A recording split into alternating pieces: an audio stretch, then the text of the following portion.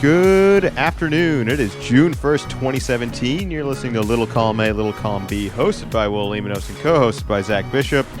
How you doing today, Zach? What's going on, buddy? Basketball, it's about to be back. The long wait is over. Yeah, are we excited about it? Should we be excited? I don't know why we had to wait so long. I've watched 3 hockey games, Game 7 and Game 1 and Game 2 since the last time I watched basketball. I don't know how that's that is possible. some impressive dedication to the lack of entertainment right there. See, I instead just started playing more basketball. That's kind of just been my go-to, rather than dealing with hockey. Not that hockey's disappointing or not entertaining. I don't know enough about it. I didn't get into it. We're not going to talk about it. Maybe if we talked about it more on the podcast, I would watch it more. I don't know if that's true or not. I think our time difference might be a factor there, where you're playing basketball when those games are on. Where for me, it's more at nighttime, where night's kind of winding down and throwing something on TV. But I watched the Game 7 of the conference championship, and it went to double overtime. And so I don't know if you know, but in hockey, it's sudden death. So it's really hard to look away even for a minute as you're watching, because at any moment that game could be over, and that team's going to the finals. And so that was fun. Well, we finally reached our goal of making it through the miserable, uncompetitive, bad basketball early rounds. And now we have got the matchup that everybody's asked for and everybody's been waiting for.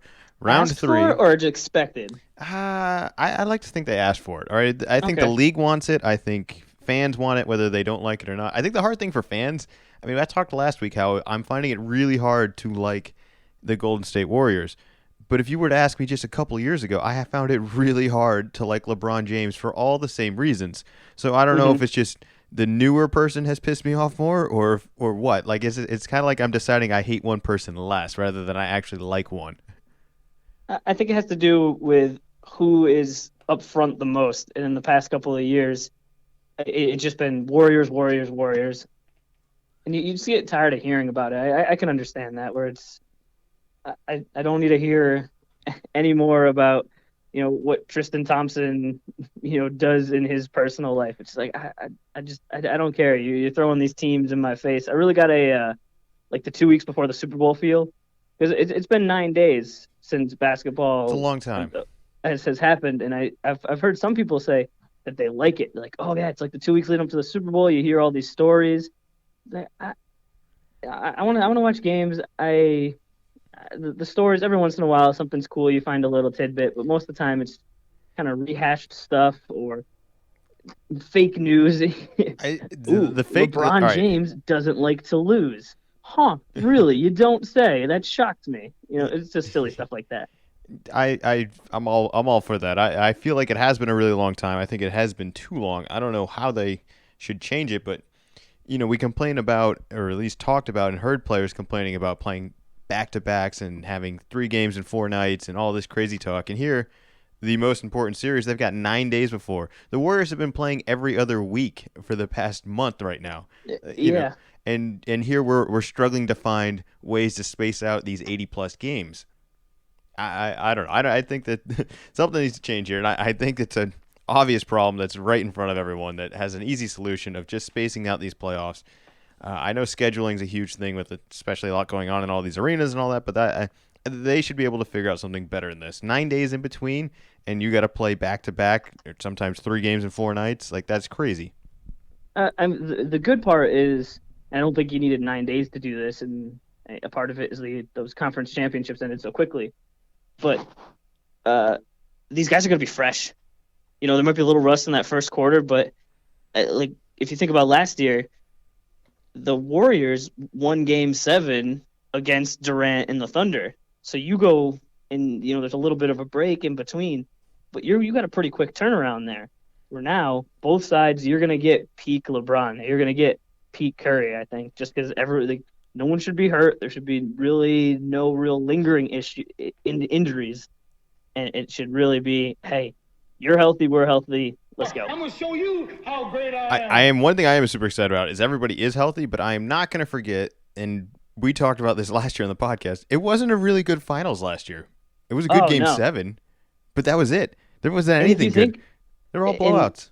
Yeah, most of them were blowouts. And if you go and look at Game 7 down the stretch, it was close. those guys were gassed, and most of it was missed shots and missed opportunities and miscues, not some of these other games that we've had where what was it? Was it game two? Yeah, it was game two of the Celtics Wizards series. It was just Isaiah and John Wall just going blow for blow. I'm gonna hit a three. I'm gonna come down. I'm gonna hit something crazy. Where that game seven was close and it was very unexpected and a huge comeback. But most of it, I mean, it was bad basketball. It was just ugly, missed opportunities. Well, now that we've let all our viewers that this is going to be a great series and there's tons of problems with it and there's no reason you should watch, you should definitely be watching. You should definitely be watching hockey right now is what we're endorsing because we are hockey fans. With that being said, who you got? Who you taking? I think it's a little bit obvious, but just let's have it on the record. You have to take the Warriors. They have the most recent two MVPs. They have strong. It's called a strong supporting cast around it, but I don't think you really call Klay Thompson and Draymond Green supporting cast.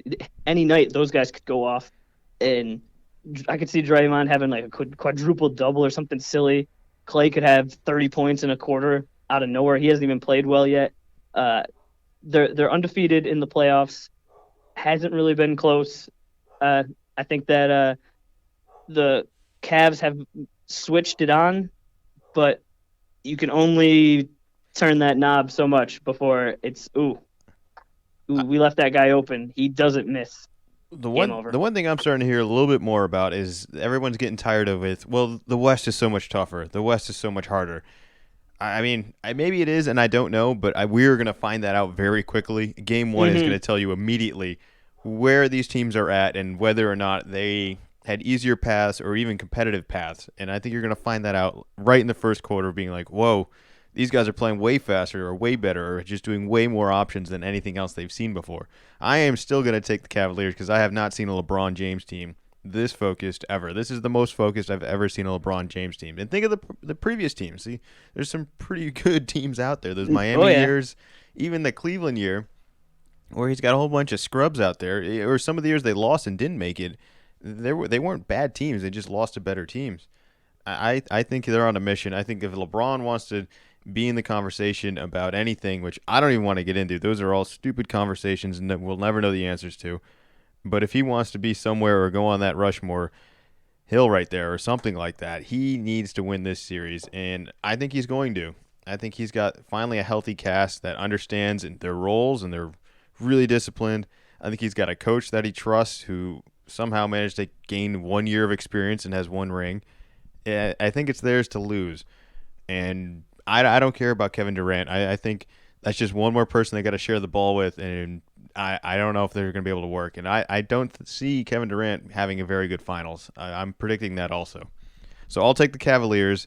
You're taking Golden State. What do you mean you don't know if it's going to work? The Warriors are 27-1 in their last 28 games. I'm telling you, I'm seeing Kevin Durant crumbling in the finals. He struggles against LeBron. He struggled against the finals against LeBron. Lots of people struggle against LeBron. He's the best player in the league right now. Kevin Durant shouldn't struggle the way he struggled last time. That was inexcusable for me. So I'm holding that against him. He's got a lot to prove for me. Wait, are you talking about the Thunder Heat series? Yep. They got whooped. I mean, he's 23 years old then? He's a lot older now. He's a lot different. So do you think he's improved that much? I don't think Kevin Durant has improved. I think Kevin Durant is Kevin Durant from years ago. Also, look who else is on that team and look who you're trading. You're giving up Westbrook, but you're getting some awfully good guys in the NBA right now. I don't think the matchup with LeBron has anything really to do with the teammates. I think in terms of just him being him, he wasn't able to do it. He wasn't comfortable that whole finals. James Harden too. James Harden was missing that entire final series, just nothing there. And I think I'm predicting that's going to happen again. I don't think he'll have a strong series. And I think he's going to have a lot of things to deal with in the offseason of what happened again. So I'm picking LeBron to be my MVP. I think he's going to have an incredible record-setting finals. I don't even know what records he's going to break. He probably already broke all of them. But I'm seeing superhuman LeBron put this series on his back, getting the job done with Kyrie and Kevin Love hitting big shots all along the way. Who you got for your MVP then? You're picking Golden State. You got options. You got a lot of guys. I like to think Yeah. LeBron's more or less a lock. Like Kyrie could have 3 incredible games, hit game winners at one after another, and it's still going to go to LeBron because he's responsible for everything, even if it's Yeah. all 47 minutes and not the last one. I'm gonna go just straight head to head with you, and I'm gonna say Durant is gonna be amazing. He's gonna have a great series, and he's gonna be the MVP. I've made a huge mistake. You've made a huge mistake. Little column A, little column B. It's all right. We'll see. All right. So now that we got some predictions out there, do we have a wager? Do we have something you wanna put on this? I'd like to think we are going to become famous for the podcast. We're going to become famous for our bets and our gambling addicts of purely just embarrassing one another. Now I was just the consequence of a really bad one, so hopefully we can come up with something to that level that'll at least even it out a little bit. All right, I came up with some ideas. You did mention how the Warriors are favored, and so I looked it up, and the Cavs are plus 225, and the Warriors are minus 270. So that pretty much makes it, it's like 2.5, pretty much. If there was no juice on it, but here are the ideas I have, and they're kind of all over the place. That's perfect. And so the first couple are kind of sports crossover ones. The first one is the winner gets to pick the loser's fantasy team name for the next year. Ooh, I like that. The loser has to buy the winner's college team shirt. I just put something drinking related. I couldn't really flesh that out. The loser has to wear a shirt with the winner's face on it. Ooh, I kind of like that one too. Loser has to wear a shirt. Now, who are they paying for the shirt and the development of all this, or? I would think so. I think the loser would have to do all of that. All right. Well, that's more than I came up with, which was nothing. Hold on, I'm not done yet. Oh, I've got more. We got more. I've got more. Loser has to play basketball in short shorts for a session. Oh man. Because we both play basketball, and we both know, like, you have buddies that, like, you kind of just play basketball with, and there's really no outside and trying to explain why you're wearing some short hot pink shorts on. All right. For the sake of me potentially losing another time, I just ran a high heel race in front of all these same people, and now you want me to wear short shorts in front of them?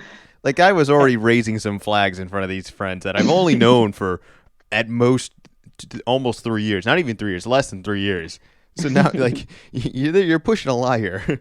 I'm gonna withdraw on that one. Although I do like it. Just put it on the back burner. Just not 2 in a row. All right, I've got this one's a little closer, but a little bit different. Embarrassing temporary tattoo every day for a week. So like some Hello Kitty or what's the pony one? Like, you gotta have that somewhere, on your arm. People can see it throughout the day, and I figured those things wear off pretty quickly. So if you just wear it once, like, you take a shower and it's gone. But if you do have to do it every day for a week, people might start to notice. These are good. Did you have some help with these? I was just looking around, and then I've got one more. All right. The last one. You have to like 5 separate girls' photos, but they have to be from the 2010 time frame, and you can't be in the picture. Oh man! All right. Well, all right. That sounds like a cruel punishment. And so the problem is that most of these, like, there's no, you can't. I can't pick your fantasy team name once, and then if you win, you get to pick mine like 2.5 times. So some of those don't exactly work out. But I figure, hey, here, I came up with 7 ideas, so I got the ball rolling. The only idea I came up with, and I don't even know if this is a punishment or reward in either way, is I think we talked about previously some of these dating apps and some of the people that pay for them. I was thinking loser has to pay for the other one's service for, I don't know, whatever is a fair amount of time. I don't even know how much they are or what they are. Yeah, I guess, I don't know how much they cost. And I have no idea. I don't know nearly enough about that. But I had that idea in the back of my head, just thinking of, well, neither of us have ever tried it. At least I haven't tried it. I'm pretty sure you haven't tried it. So I don't think anyone would ever pay for it on their own, but if they were rewarded with it, it may be appreciated. But I don't know. I really don't know. It could be completely ridiculous, but I'm throwing that out there. That was an idea I had. Not a very good one, but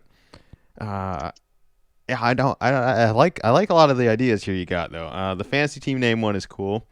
Unfortunately, I don't think the listeners really get much reward out of that. So, Yeah. um, the T-shirt one is cool too. The face, the picture of uh, that'd be good. And for those of you that don't know and are probably breaking news right now, I do have a new hairstyle of no hair at all. So we no longer have any hair.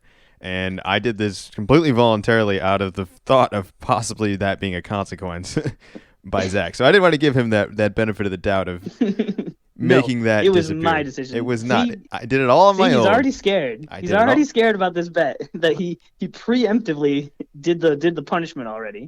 It wasn't preemptive. I just wanted it to actually be my decision. So everyone wasn't like, aha, you lost again. This is what you had to do. It was like, no. This was 100% decided by me, and I wanted to do that, and that's what we're going to do. All right, so what do you got for your favorites? Hold on, before we move on from that, you've gone through the whole spectrum. And so shaving your head, for probably people out there, it's probably super shocking to them because they've only seen you with super long hair. But I've been a part of the short hair that Will has for a couple of times here. But you sent me a Snapchat of clippers and scissors and said, I think with the caption like, "Oh, time for a change" or something. And that was it. I figured that was like you were trying to mislead me, and you were hoping I'd think that you cut all your hair off. You know what? I sent that out to everybody. Really, you're gonna send me. I thought you were gonna follow up with a Snapchat of like you like trimmed up your goatee or something. You're gonna be like, ha ha ha. No. That's what that was going for. I sent that out there to get a response from people. I was waiting for somebody to convince me not to do it, and nobody said anything against it. This was a cry for help. This was me saying, all right, I will give. Because I was kind of already decided and committed, and it's. It's a couple years in the work with the long hair. It's not like I can get it back overnight. There is some time and commitment that was put into it, and I know it'll grow back and I can do it again, no problem.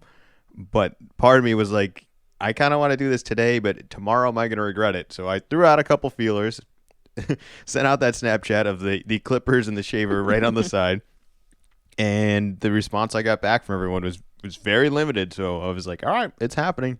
Unless somebody was like really gonna convince me, I gave everyone a chance. So that was the one thing I was gonna say is I didn't want to do it, and then someone would be like, "Well, you didn't even ask me about it." You know, mom, dad, sister, anyone, nobody said anything. So I went forward, made my decision, just like all my other decisions I make. Full steam ahead. Full steam ahead. So we have no head. We have a head. We have no hair on the head. So there's probably a bunch of people thinking that you have no head. Yeah, maybe. I'm a completely different person. My ID no longer looks like me. Actually, my business card still kind of looks like me, but it's different for sure. I need to get some sun on this head. It hasn't seen daylight in quite some time. Yeah, you got to be careful with that, buddy. You know what's funny is I can tell you the exact day I got my hair cut last, and you were there. Which one was that? My graduation. The like hour before I'm about to walk down, I'd asked my buddy to show up. Really? Mood was supposed to show up early, and something came up. He ended up being a little bit late, and he got there. He's like, "Hey, sorry, I'm late. Blah blah. Let's do this or something." And then I was like, "Oh, do you still got time to cut my hair?" He's like, "Isn't the thing in like an hour or something?" And I'm like, "Yeah, whatever, man. It's fine. It's my graduation. I'll be late. They'll wait. I'm only the first person to walk." Huh. Yeah, I forgot that was that, David. Now you remind me. Yep, that makes sense. Yep. And I'm wondering, was it the time before that we cut it in your parents' kitchen? No, I think That was a couple times. Yeah, no, that was a couple times ago. So this is a big deal. When Will cuts his hair, it's like a once every few years. So the time before that was when I shaved the dreads off in college. That was the second time I had dreads. Gotcha. And then the time before that was I had just gotten to college. So I went to college my freshman year with dreadlocks. I remember that I still have like my ID is somewhere with dreadlocks, and again I shaved my head later that semester, and that ID no longer looked like me at all. Like that's probably the most I've never looked like my ID. Like I certainly put some pressure on these bouncers. At least I'm a little bit older looking and of age looking now, where if you're 21 and you don't look anything like your ID, you're not getting anything. That's game over. Yeah. But yeah, so time for a change. Change was due. Yeah. What kind of nefarious things are you getting into where you can't look like your ID picture? I don't know. I part of me wishes it shouldn't be that big of a deal. Like people should change their looks more frequently, like me, so it's not as highlighted. It's not. It shouldn't be as big of a deal as it is. But unfortunately, that's just not the case. All right. So out of these bets, which one is your favorite right now? I kind of got a couple favorites, and let's come to terms on something here. All right. I do like the loser has to wear the shirt with the winner's face on it. What if you had to play ball in that shirt too? We throw that in there Okay. because a t-shirt, I'll wear, but I generally, if I'm at work or doing something like that, as well as I imagine you, it's not exactly going to be a t-shirt that's like work-friendly attire. It may be basketball-friendly attire. Yeah. I would definitely wouldn't be able to wear it to work, but I figure with a shirt too, where it's a little bit different, where the last bet was like a one-time thing, and I guess there's the video that lasts on, but like a t-shirt, like that's going to come up in the rotation again, and it's like, oh man. And all my other shirts are dirty. Do I want to wear this one out? And you just gotta you get rehashed on like, oh, I shouldn't have made that bet. I got another adjustment I want to make to that. I wanted to say, so if you lose, I want to say column A is always right with a picture of me. All right. And if you're not gonna win, I'm gonna win regardless. Right? If it'll say column B is always right. All right. And all right, pictures. We'll worry about pictures when it comes to it, but I totally think the high heel picture is fair game. I think that should be the one. So you would want me to wear a picture of you in high heels? Yep. That says column A is always right. Okay. I don't plan on losing, so I'm not concerned about pictures yet. All right. So a deal's a deal. I don't care what the picture is or really whatever. We'll make that work when the time comes. All right. Best of 7 series here. I'll take Cavs. You got Warriors. Loser has to get a T-shirt made of the other person's face or whatever, doing whatever. I don't even care. That says the other column is better, and has to wear it playing basketball. I'm writing it down, so it's locked in stone. It's on wax. We should probably pick bets that are easier to explain to people, because every time for like the last couple of weeks we were doing podcasts, it was like, and I was a consequence of losing a bet, and it wasn't as simple as like shave your head. It was like, well, we saw this one person do this high heel race, and we thought this is it or that. Like, I don't know where we're going to come up with this idea. It's always a story, which hopefully that encourages people to listen to the podcast. Yeah. But I don't know. Yeah, something. So far, the podcast is doing well. The numbers are up. We do have a YouTube channel now. I am going to try and upload this to YouTube, as well as maybe, I don't know if we're going to ever do videos. I'm not a big vlogger. I don't know how we would do it, but potentially could do more things on YouTube. Very cool. When you've been going out, has your wingman mentioned how you are a famous podcast host nationwide? No, not so much. The podcast, it comes up. A lot of people, you'd be surprised by how many people really don't know who podcasts are. And then I'm always surprised by the people who I don't expect to know what a podcast is, know it immediately. They're like, no, I listen to so-and-so, and it could be about anything: politics, finance, comedy. So one of their buddies, one of their college friends that did it then, or something like that. But I really don't run into a lot of people who are super big podcasters. I don't know why. Maybe I'm just running into the wrong crowd right now. I wish I was. Otherwise, yes, I would be totally leaning on this all the time. Yeah, it just worked out for me last Thursday. I was went to a happy hour and hadn't even made it to the bar yet, and started talking to this woman that apparently works in the same building as me, and my buddy Kevin, avid listener Kevin to our podcast, saw that I was in conversation. Awesome guy, goes over, just grabs me a beer, comes over, hands the beer to me. I look like super VIP, and then we kind of get a group going. We start chatting a little bit, and then he just like, hey, did you know that Zach hosts a nationwide, or co-hosts a nationwide podcast? And kind of the lights glow a little bit, like, oh really? Oh, this is a somebody here. This isn't just some jabroni. So you know what? Maybe you kind of encourage your friends when you're at the bar. Start pushing that on people.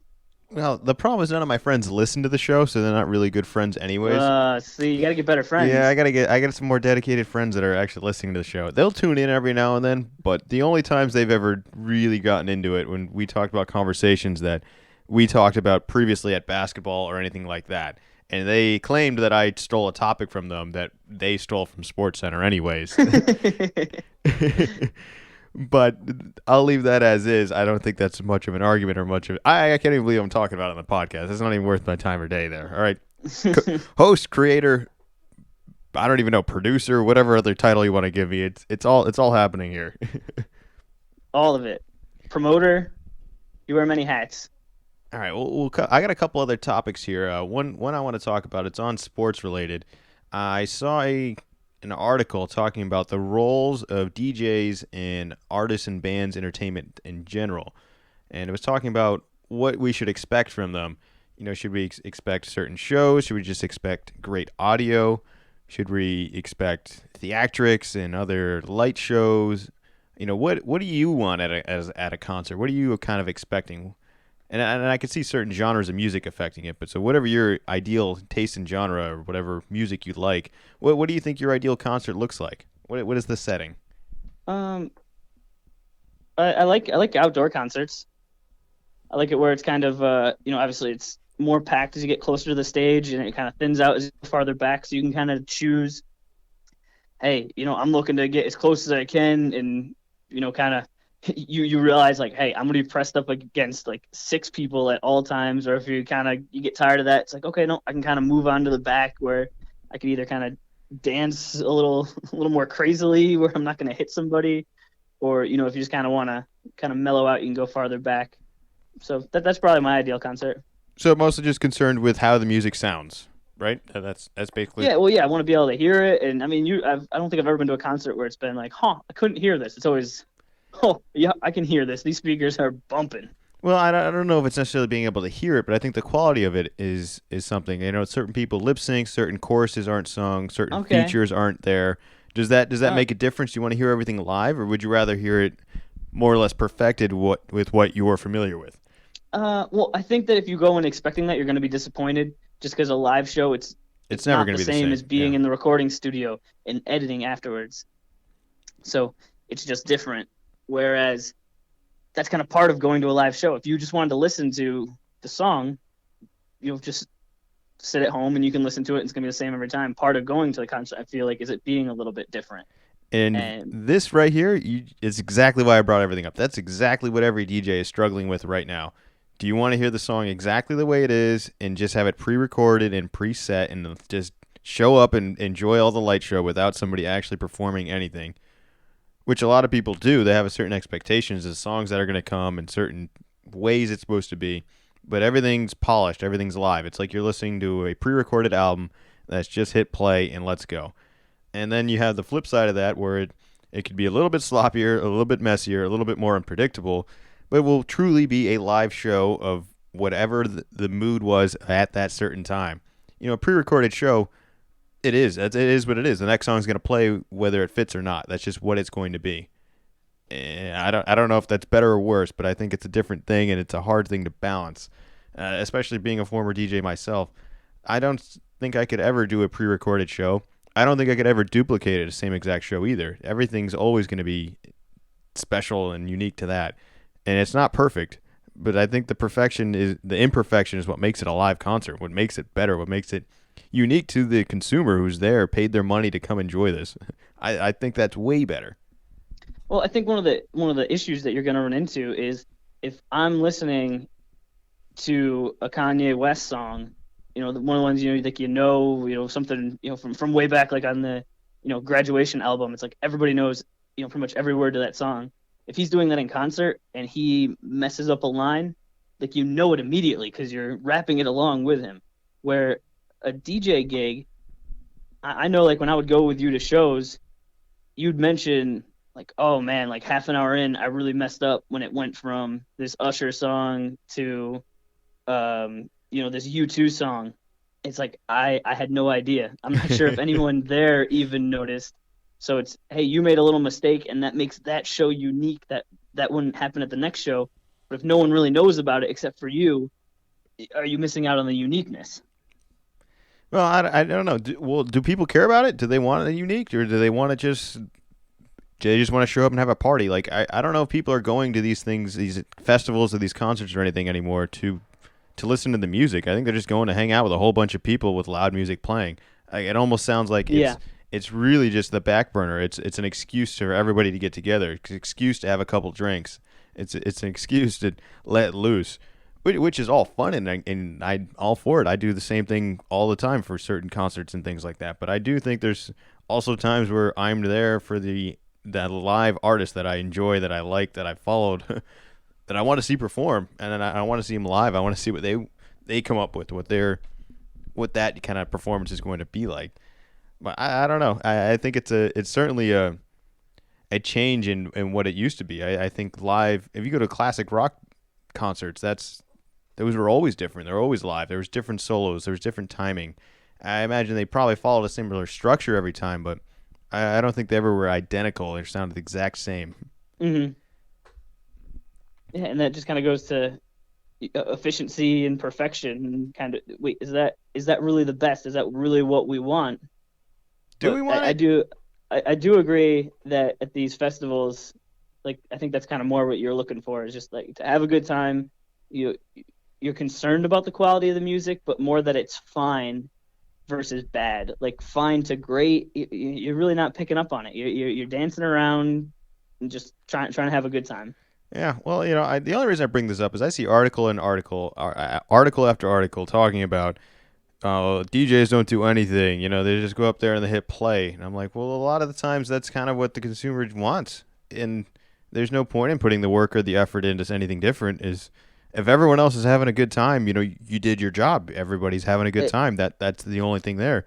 I think it's I saw them at Coachella, and that DJ set was sick. And when I'm going to Firefly, I don't really want to hear. I don't want to hear new stuff. I want to hear that good stuff. The stuff that I'm familiar with, that I already heard. Well, there's so many different philosophies with music. I don't know what the right answer is, and I'm not even sure exactly what I support. I'm all for an artist doing whatever they're comfortable with, and if that's what they like and people are happy with it, then they did their job, and they're cool. Well, here's a question for you that it's a little bit on the other side, on the consumer side. You recently got the VR headset, and you said it was pretty sweet to be checking out the concerts with it. How far away are we from? No one even goes to concerts anymore. You go virtually and you pretend like you're there. Well, I feel like that's the perfect example right there. Do you want to just hear the music and hang out, or do you want to be around a whole bunch of people? Like, you could totally have the music experience on the VR set. You were not going to have the other interactions with the crowd and everything there. At least not. I guess not uniquely. It's going to be robotic. It's whatever's happening around you. You can't control. You can't change. You can't adjust. But I don't know. I don't think we're far off from that. But festivals are such a huge part of everything right now. I mean, they're everywhere. I remember when Coachella was like one of the only big ones, and now it feels like Coachella is just one of dozens, if not hundreds. Do you think that the festivals are killing the smaller, like, individual venues, and that's what's happening, or do you think there's just more music in general just across the board? I don't know. I think the pre-recorded DJing right now is killing. I think DJs and radio hosts and any other platform of music should really take the responsibility of digging through music, finding stuff they like, and sharing that with everyone else. And I don't know if that's happening quite as much as it used to, because I think you used to go see certain DJs out of the expectation of, hey, they're going to play something new today, because this guy's always got new stuff, and he's always coming out with something that I don't know if I would have ever found on my own. I don't think anybody cares for that anymore. They know what they like, and they have full access to find things that they like. And they have other softwares and programs and things like that that'll analyze them all and find similar things that they like. Yeah. I don't think there's much relying on one person's musical taste anymore of helping them find similar artists for you. And I think that's a loss. I think that's certainly I mean, the way all these artists come up with music. I mean, Kanye West is a great example. I mean, he goes through samples that are from old albums. If you listen to his graduation album, first album, there's so many samples in there from songs that you may recognize, but most of them you will not recognize, and you probably would have never checked out. If you listen to the originals, you'll be like, "Oh no, this sounds like a Kanye West song." It's like, no, Kanye West took this from there. The Kanye West song sounds like this song. Yeah. So that's it's something. There's something there about that. I don't know where we go from here, but it's certainly interesting.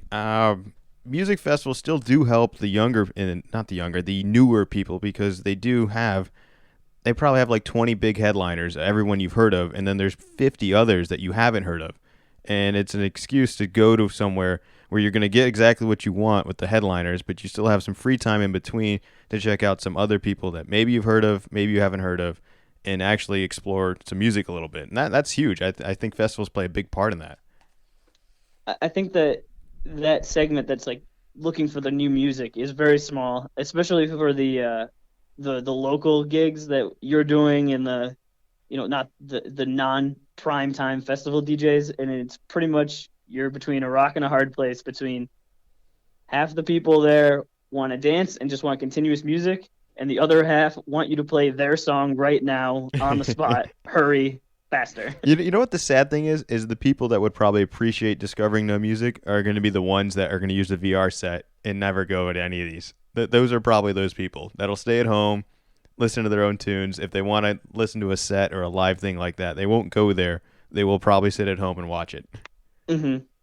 I don't know. Speaking of going somewhere, we have another crazy article. I don't even know the truth of this or what's going on in this. There's a pigeon that has been arrested, caught, captured. I don't even know what the deal is here, but they found this pigeon. I don't even know what country it was coming from, but it was carrying a couple of drugs, which is just funny to think about, that a pigeon's smart enough to do that. So this thing flew across miles and miles of continents and all sorts of things to make a delivery, and then was caught, and now they're trying to like backtrail it, like figure out everything else. That's just crazy to me. Like, I understand a pigeon's smart, but how do you exactly train that? Like, where do you even begin? Are we sure that this isn't Google's direct competition with Amazon's drones? Well, I don't know. There's just so many things. Like, one, how did you find the pigeon and be like, nope, that's a drug pigeon. We need to get that one. Oh, and we have a dropped call. We will take this moment right now to talk about all your real estate needs. If you live in San Diego and are interested in anything in real estate, buying, selling, renting, leasing. And I'm back. And he's back. Check out soldbywill.com for all your real estate needs.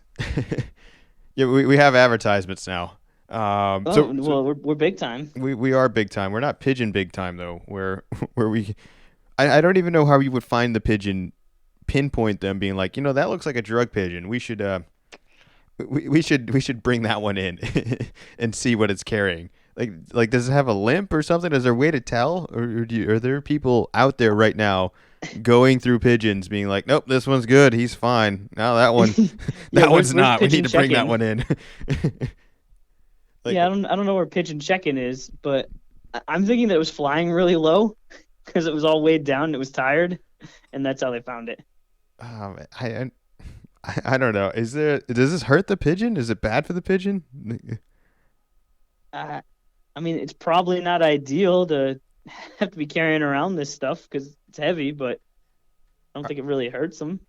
All right. So what do you think would be harder to do to be on the, I'll say, the government side of finding a drug pigeon, or on the illegal side of it of training a drug pigeon? I'm thinking, man, that's tough. That is tough, right? Because both of these seem so crazy that I don't even know where to start, and they don't even seem plausible. And the fact that both of these things just happened of what I said, and I'm asking which is harder. Well, I'm looking it up, and it said custom officials are reported to have been tracking the pigeon before it was caught. Like, what does tracking exactly mean? Does that mean like a guy was looking out the window and saw, it's like, that pigeon looks goofy? Like, is that tracking, or did they really, like, they got tipped off and it's like, hey, This is how they're getting drugs over the border. Putting little backpacks on pigeons. All right. Even if I tip you off, over. even if I say, hey, I know so and so is shipping drugs over here by pigeons. It's not like I know the pigeon. Like I can't tell you. You look for that one. He's got a tail or whatever. Yeah, it's baffling. Like even with the best tip ever, like even if the tip was 100% accurate and 100% reliable, it doesn't make my job that much easier of finding it. All right, here's how. In 2011, Colombian police discovered a pigeon that was unable to fly over a high prison wall because of the way the package of cocaine and marijuana was strapped to it. So that makes sense. You know, you're watching this pigeon, and it's like, why is it not flying away? That I could see. This one, I'm not so sure. How are they telling it where to go? Like I'm just imagining getting a bunch of pigeons and then on my private jet and then putting them all in window seats and being like, see, this is where you're gonna go. Like I can't I don't know how this scenario works. You know what? Next guest we get is going to be an expert on pigeons. We need to find that guy. I would think that an expert on pigeons would love to get some exposure. Is this our next guest? Can we get a government official too? Like, is this what we're really spending our time on? That seems harder to get, but I mean, there are homing pigeons where they're able to find their way back. So is that how it is? You all right? So they find their way back. So you find a pigeon in the destination you want it to go to, capture it, bring it back to wherever you are, and then just hope it finds its way back. And then even if they make it, I don't want to sound like I'm an expert on this, but yes. All right, something like that. So they have races. They have like homing pigeon races. All right, so even if that happens, are you going to know which pigeon to grab then? Like if you're on the other end back at the home spot? That also just opens up that can of worms again. And how did you find this pigeon? Is this a bigger problem than we know? Is this not like one of one drug carrying pigeons? Is this like one of a million? I don't know. A million seems like a lot. Maybe like one of 1,000. All right, and then lastly, is this like a Rocky thing where they just grab the pigeon? Like how are they able to grab the? Like I saw him do it in the movie, and it didn't look easy, and that was with some movie effects and all that surrounding. That was the chicken. Yeah, he was chasing the chicken. I can't imagine catching a pigeon being that much easier. The pigeon can fly. The chicken, I don't think, could really fly that Rocky was chasing. All right, and it's not like you just want to kill the pigeon, because I imagine once it does a good job, you're going to want it to do it again rather than find another pigeon. I'm thinking that it's less of a Rocky, hey, I'm going to chase down this pigeon, and much more, maybe not much more, a little more elaborate, where there's some sort of bait and a trap and something along those lines. Well, man, if I told you on this podcast we would talk about pigeon drug deliveries in the near future, I would have said, yeah, no way. I wouldn't have believed you. I wouldn't have believed it. I still don't even know if I believe it. I don't know if this is supposed to be like some awareness thing that they're just like out of all the war on drugs stories, this is by far one of the more bizarre ones. It's like a late April Fool's Day joke. It's just in 2017, I can't imagine. I can see it working also. Like if you were able to pull it off, it may be the smarter direction. Rather than a step forward, you take like 20 steps back and go old school. Like nobody's even scanning that anymore. But they got caught, so I don't know. Now pigeons, they're on. Cops are looking out for them now. Well, they're on the watch list. Is this how Amazon pulls off that 2-day delivery? That's what I was saying right before I got cut off. Is this Google's way to directly compete with Amazon Drone? Oh man, have you? Where are they still doing the Amazon Drone packages? Like the delivery is full on going on right now. Like, or is that just happening in a certain area? I don't think that's. I think that might just be in certain cities. Yeah. Probably like San Francisco and maybe Seattle. I don't know how I'd react to a drone showing up my doorstep. I mean, my dog already here barks at a mailman coming up the stairs. I can't imagine this thing flying out of the sky, dropping a package, and then flying away and everything being okay. Like, I would be barking. I would be freaking out. Like, what the hell is that? I need some notice. If this is ever going to happen, Amazon, I'd like you to tell me, not only is it going to show up in 2 days, but it's going to show up with a drone. Yeah, I definitely need a warning. I think a warning is fair game. It's just going to be this type of weird podcast. You have an alien story or article about some crazy CEO Yeah. What go ahead. This is just gonna be that type of show. This is gonna be news of the weird. But let's hear what you got to say here. All right. On Sunday, on an interview with 60 Minutes, Robert Bigelow, he's a real estate mogul and founder of the space habitat company Bigelow Aerospace. So aerospace CEO. He works with NASA. Seems a little out there, but not like a completely out there guy. Like he's got his act together. And he was asked, "Do you believe in aliens?" And he responded, "I'm absolutely convinced. That's all there is to it." He said, and the interviewer continued, Do you also believe that UFOs have come to Earth?"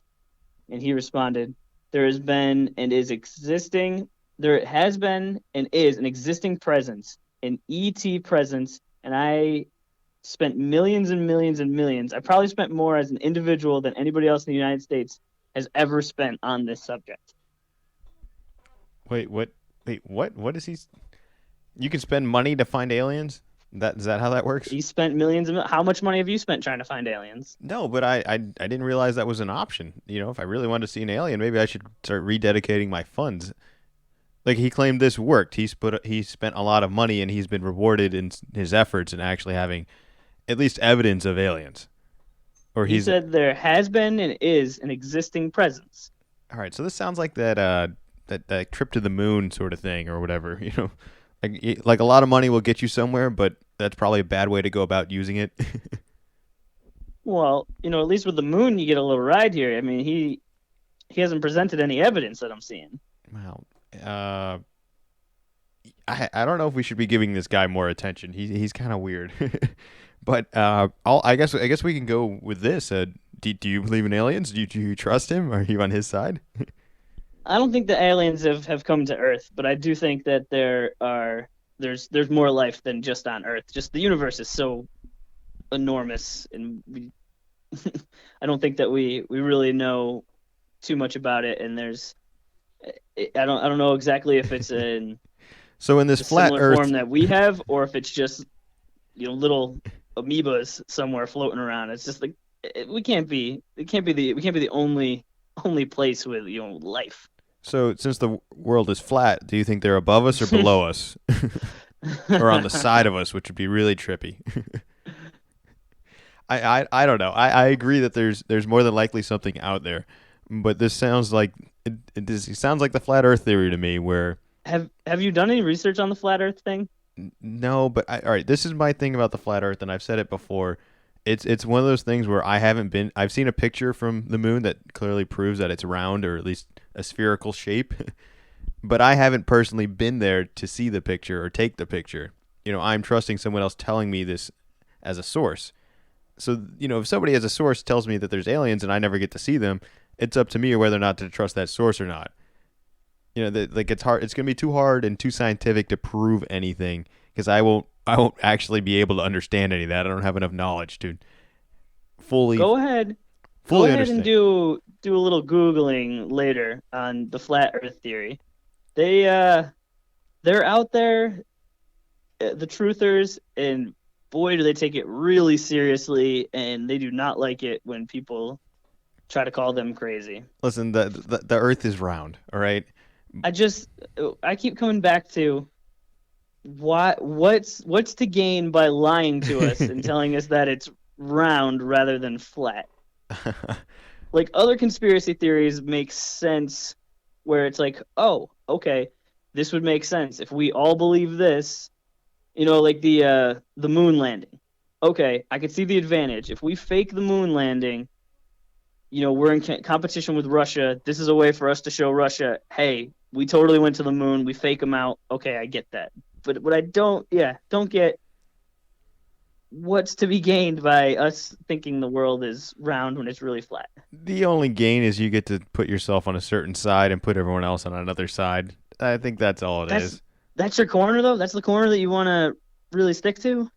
I didn't say it was a good one. I'm just saying certain people, they just want to separate themselves and have a cult following and, I don't know, have some strong belief. I mean... All right, so let's say in this scenario that the Cavs do somehow miraculously win and we went with a different bet where we went with your bet where I had to pay for your Tinder Super or whatever the premium account thing is called. And you know, with this premium, you find, like, oh wow, there's a lot more girls on here. Cool. And so you set up a date with one of them, and then you get to talking, and she's a flat Earth truther. is that a game ender, or you see how it plays out? I mean, her appearance and personality are going to take preference over this. I think I can be convinced for a good companion and some good company.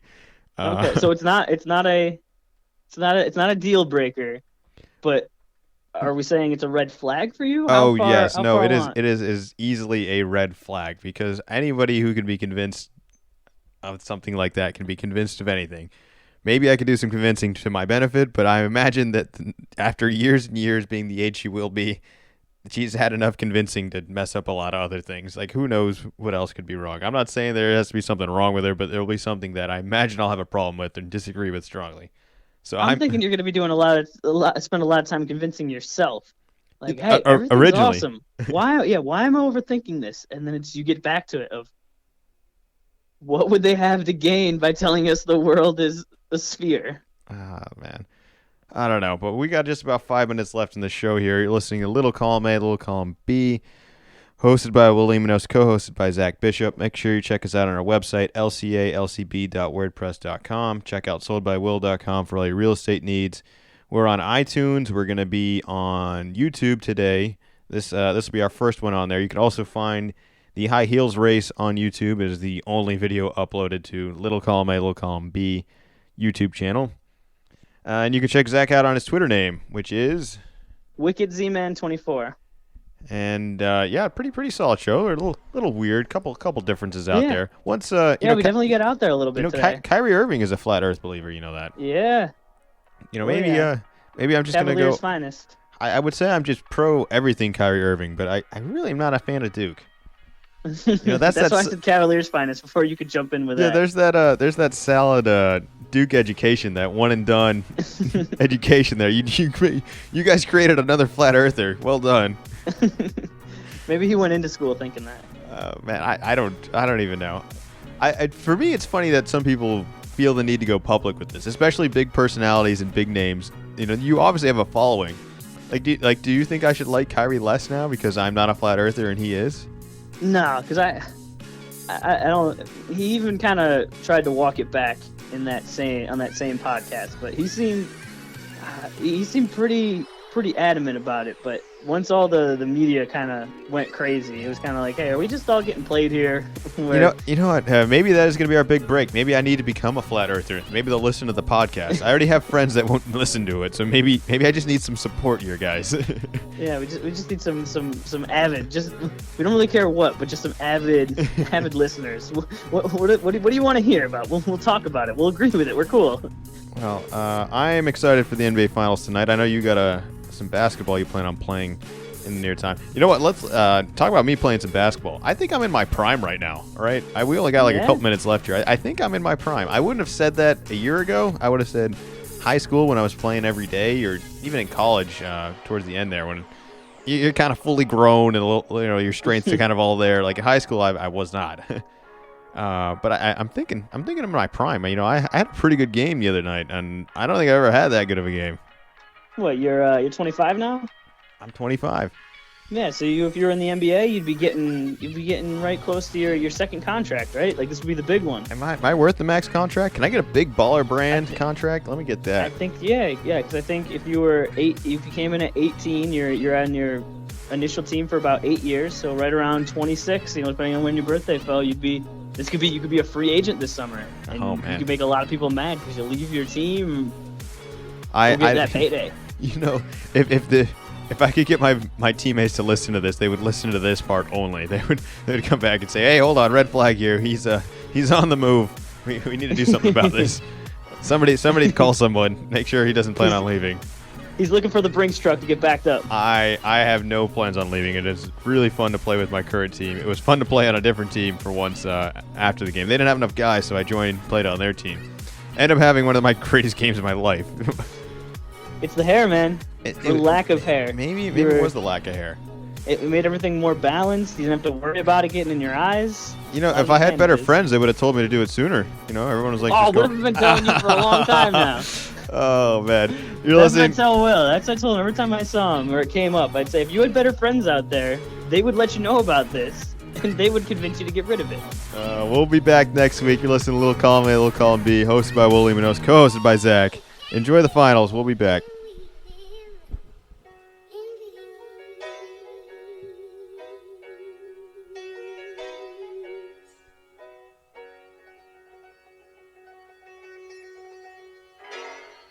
Phrasing? Well, little column A, little column B.